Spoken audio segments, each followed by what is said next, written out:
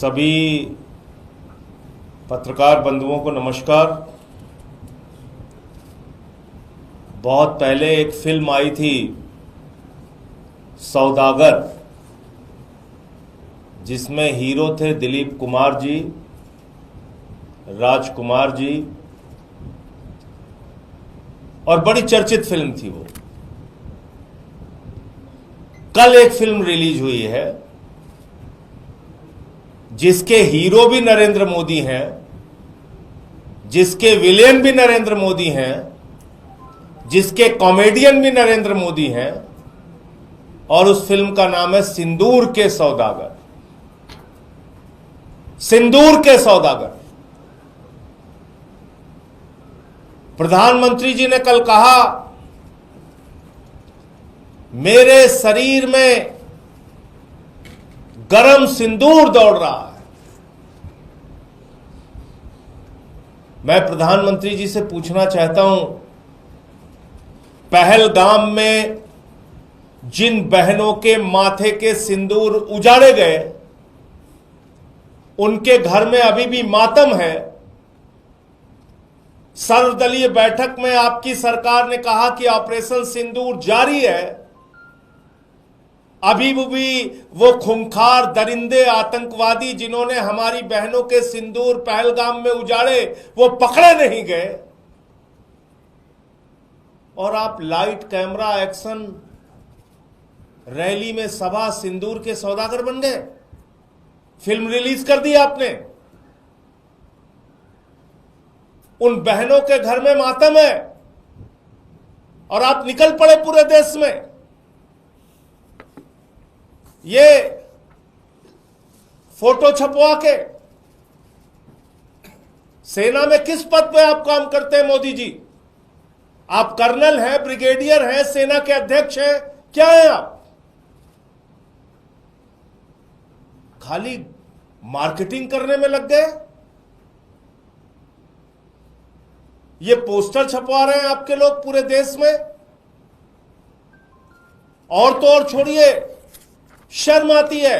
अभी ऑपरेशन सिंदूर खत्म नहीं हुआ, वो आतंकवादी मारे नहीं गए जिन्होंने पहलगाम में बहनों के सिंदूर उजाड़े थे। उसके पहले ही आपने रेलवे के टिकट पे ऑपरेशन सिंदूर के साथ अपनी फोटो बनवा ली।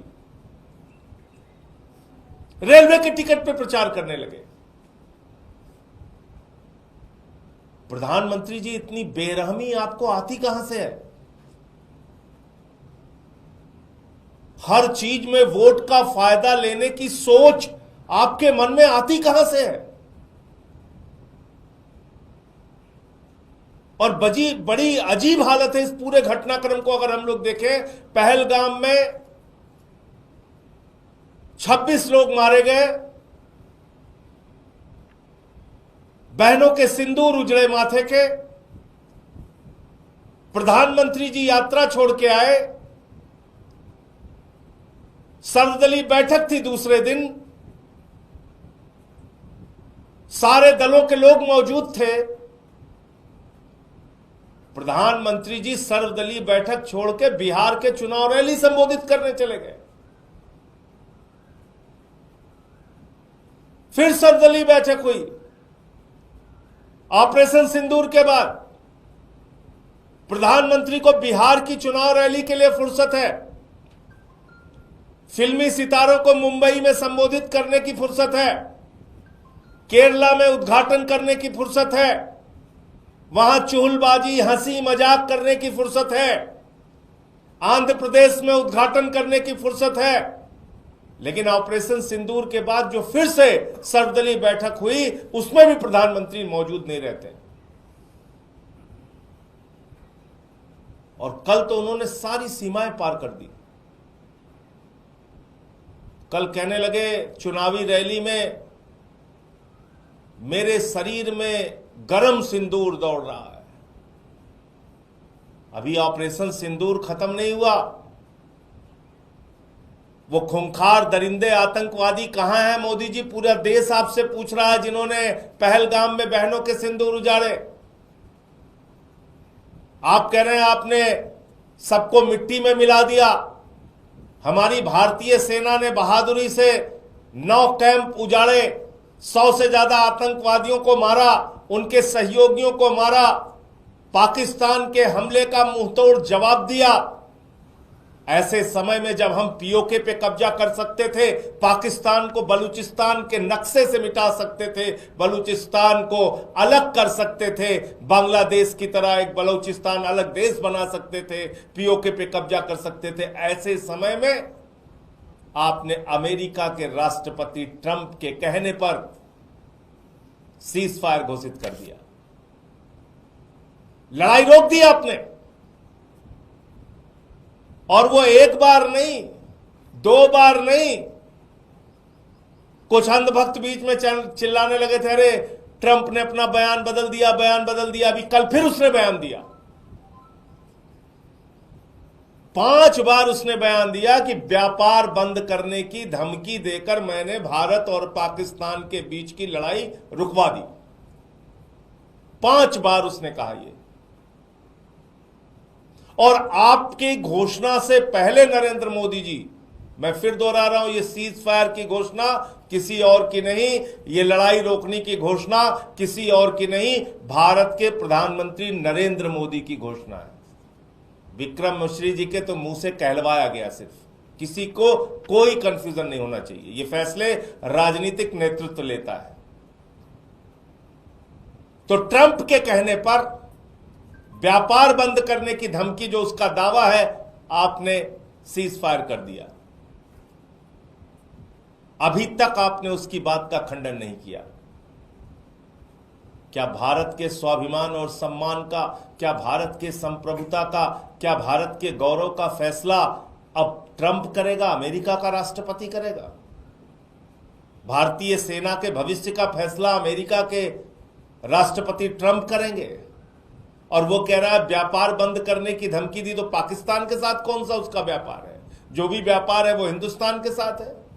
जिस देश में 144 करोड़ उपभोक्ता रहते हैं, उस देश के लोगों को डरना है क्या?